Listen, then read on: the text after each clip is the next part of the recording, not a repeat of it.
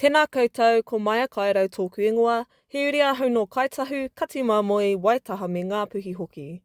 In today's podcast, our kōrero is focused on how Indigenous-led justice initiatives like Te Pai Oranga and Gladue sentencing challenge colonial legal systems, restore aspects of tino rangatiratanga, self-determination, and reveal both the successes and limits of decolonising law within settler states. This conversation is grounded in the context of Te Tiriti o Waitangi, one of Aotearoa's foundational documents which promise rangatiratanga, protection and partnership for Māori. This, however, led to be an illusory promise. As a young Māori anthropologist, I bring not only an academic lens but also lived experience and active participation in Indigenous decolonial work. So I'm not a neutral observer but rather a participant, a descendant and a stakeholder in the systems we discuss. So my mahi both here in Aotearoa and in connection to Canada have been shaped by decolonisation, rebuilding Indigenous capacity and advocating for a future where our Indigenous voices and ways of being are not marginal notes in someone else's story. So I've chosen to make an educational podcast as learning and teaching was traditionally oral for us as Indigenous peoples, as well as it being a mode of resistance and remembering. So this podcast is a place to speak openly, think critically, and effectively connect local struggles to global patterns. And situating this podcast through an anthropological lens will help us to see both the structural barriers and the solutions that have taken place to restore Indigenous justice. So justice can be defined as, quote, fairness in the way people are dealt with. But in settler-colonial systems, it's crucial to ask whose justice counts and who gets to decide what justice even means. Too often, Indigenous law and cultural frameworks are sidelined, while our people are overrepresented in prisons and courtrooms. In Aotearoa, Māori are overrepresented at every stage of the criminal justice process. In 2007, despite being only 12.5% of the general population aged 15 and over, Māori represented 42% of all criminal apprehensions and 50 to 60% of the prison population. As of 2024, 41% of those charged in court and 44% of those convicted were Māori. So these aren't just statistics, but amplify the justice system that was never designed with Māori in mind. Reading these stats as a Māori girl, I can't just see them as numbers, as they reflect the long colonial history of my own people. So the data is structural, but the impact is personal. And that dual lens is something I carry as both an anthropologist and a wahine Māori. And from a tiriti perspective, this overrepresentation reflects a failure to uphold the treaty principles of protection, where the Crown is obliged to safeguard Māori, including the right to equitable justice outcomes. As discussed by the late Moana Jackson, since 1840, New Zealand has replaced Māori approaches to reconciliatory justice with a Western model of incarceration wrapped in the rhetoric of one law for all. So notably, the first prison establishments were built just weeks after the signing of the treaty, as the colonial state merged punishment with dispossession. This timing illustrates an immediate breach of Te Tiriti, where the Crown's immediate focus on punitive systems contradicted its promise of protection and partnership. And today, prisons feel natural and inevitable, yet their violent, imported origins are often forgotten. And with understanding that mainstream courts often operate in a detached and procedural way, the New Zealand Police partnered with iwi providers to authentically restore justice for young Māori. So this initiative is called Te Pai Oranga. Te Pai Oranga iwi community panels are a restorative justice approach designed to hold offenders accountable. So these panels place tikanga and kaupapa Māori at the heart, with local community leaders helping participants with plans to, quote, put things right. This can include apologies to victims, making reparations, and accessing support services. So my dad, who was working as an iwi liaison officer at the time, was heavily involved with the establishment of Te Pai Oranga. So I asked him, what made you see Te Pai Oranga as a valuable initiative within the justice system? He stated, quote, well, if you go to the interpretation of mana, there are many different meanings. There is mana through lineage, personal mana, mana within society, and mana that's grown. A colonial justice system is focused on punishment, whereas the purpose of Te Pai Oranga is to provide an alternative justice system based on the fundamentals of instilling mana and awhi along with accountability. There is always a reason why. It has been a circuit breaker in behaviour, but also looking at the underlying issues, end quote.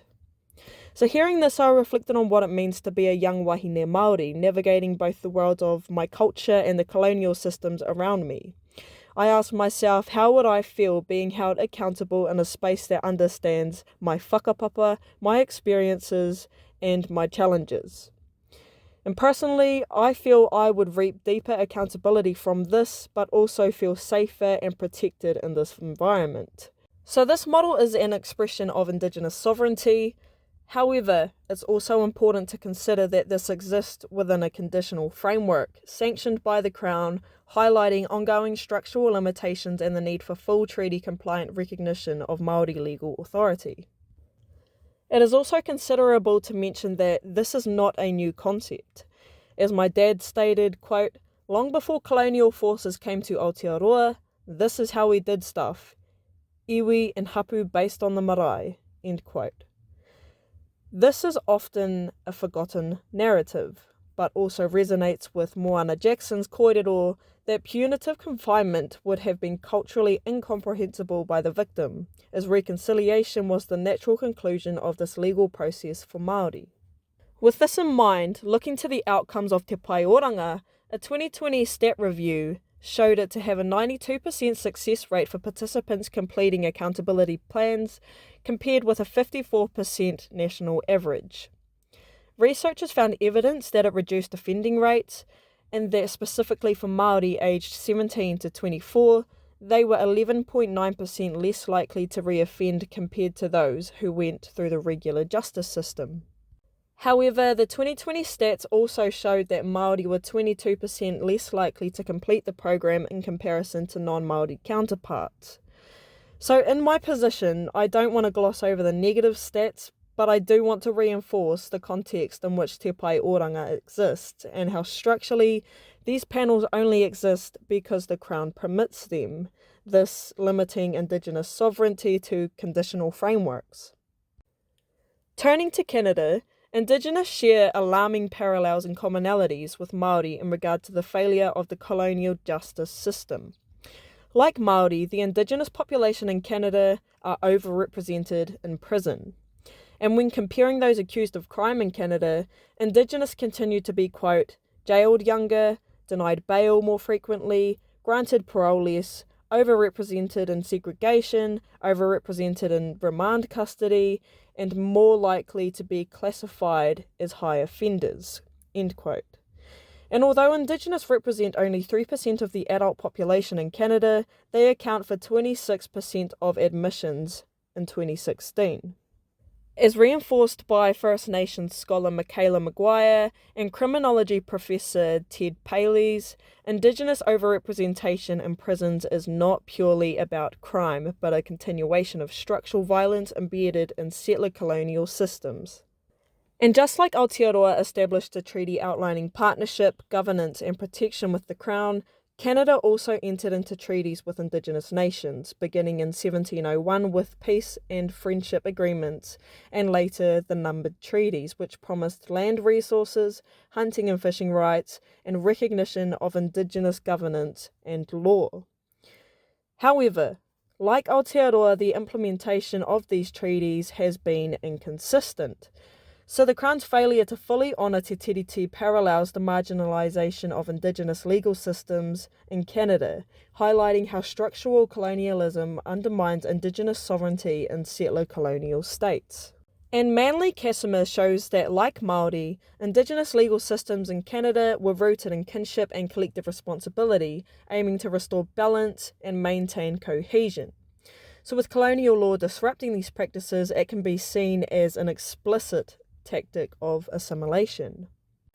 In 1996, Bill C-41 reformed Canada's sentencing laws, partly in response to rising incarceration rates and the disproportionate number of imprisoned Indigenous. Among its key provisions, Section 718.2 Section E required courts to consider alternatives to prison and the unique circumstances of Indigenous offenders, but left the interpretation vague.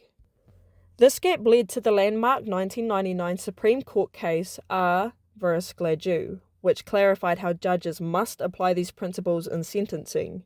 This case marked a turning point, much like Te Pai Oranga, which forced the system to account for the unique circumstances of Indigenous offenders in sentencing. This case consists of a Cree woman named Gladue, who pleaded guilty to manslaughter after stabbing her common-law husband under circumstances complicated by domestic violence and intoxication. At her original sentencing, the judge ruled Section 718.2 Section E, as Gladue did not reside on the reserve at the time. From this, she received a 3-year prison sentence. Upon appeal, the Supreme Court upheld the sentence but issued a pivotal ruling that going forward, courts must explicitly consider Gladue factors in sentencing. This became the foundation for all Indigenous-focused sentencing under Section 718.2 Section E. This includes systemic and background factors like colonisation, intergenerational trauma, poverty, and substance abuse. Judges are also encouraged to explore alternatives to incarceration, much like Te Pai Oranga, and look to restorative justice initiatives. Although imprisonment can still be imposed for serious offences, conducting a pre-sentence Gladue report allows the judge to consider the lived realities of Indigenous peoples. However, contrasting the aim, the Gladue principles are often seen by Indigenous offenders as inconsistently applied and largely ineffective. In practice, non-Indigenous offenders have gained more from the 1996 sentencing reforms, while over-incarceration of Indigenous people has continued to worsen since Gladue. So despite efforts in Aotearoa and Canada to integrate Indigenous legal perspectives, settler-colonial frameworks continue to dominate the system. Both outcomes from the Indigenous reforms reflect centuries of displacement, assimilation, and legal marginalisation as a living issue. And while Te Pai Oranga and Gladue sentencing aims to restore cultural relevance and accountability, both remain conditional, and for Canada, inconsistent. And notably, New Zealand and Canada were not signatories to the United Nations Declaration on the Rights of Indigenous Peoples until 2010 and 2016, which would have delayed the formal recognition of Indigenous rights to self-determined justice. So from an anthropological perspective, both systems attempt to reconcile Western-made models with kinship-based, system-focused, restorative approaches, yet disparities in completion rates, inconsistent application, and over-incarceration reveal that decolonial justice is aspirational rather than fully realised. Anthropology teaches us to look beyond surface-level metrics, and these initiatives reveal the ongoing negotiation between Indigenous agency and structural constraint, the limits of state-sanctioned recognition, and the cultural translation of justice into systems that remain predominantly colonial. So critically, these insights point to the aspirational nature of decolonial justice, but they also leave space to challenge the extent to which Indigenous sovereignty and epistemologies are centred. From my perspective, a pathway of ongoing success sounds like Indigenous voices shaping sentencing at every level, not just through panels or reports. This looks like investing in Indigenous-led training for judges, embedding tikanga into courtroom procedures, and creating mentorship and support networks that prevent offences before they occur, though this would be a big structural change. And for me, decolonial justice isn't only reactive, it's proactive, weaving culture, community, and accountability together so Indigenous peoples can experience justice on their own terms. So it's about transforming the system from the inside out, not just adding a layer of recognition on top. So this is not only a decolonial initiative, but also a treaty-aligned pathway moving beyond symbolic recognition towards structural equity. So I hope this inspires you to reflect on how Indigenous knowledge, leadership and justice can shape more equitable futures for us all. Mauri ora tātou.